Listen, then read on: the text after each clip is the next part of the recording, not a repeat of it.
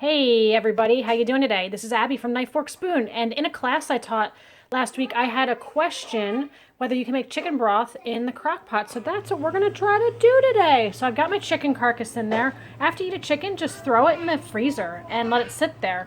And I've got some vegetable scraps here. I've got some green onion, some carrot tops, some celery, some garlic that I'm gonna add in.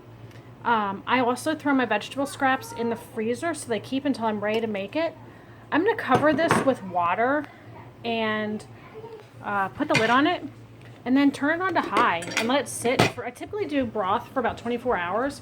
I'll see how it looks after 24 hours and we'll go from there. But I'm going to fill this with water and I'll keep you guys posted.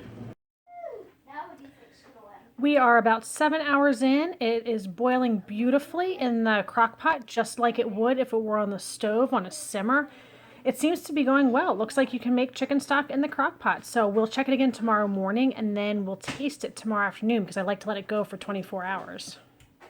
Alrighty, it's about 16 hours after I started this and it really cooked down during the night. So I turned it to low when I got up this morning.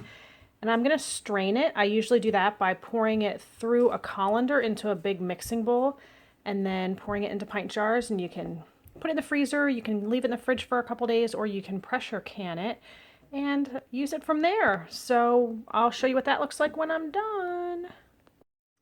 Here we are with it strained in the colander, and I've got a metal mixing bowl underneath. So I'll pull that colander out, and you can compost the scraps. You can feed them to animals like chickens or pigs if you have them, or you can just pitch them.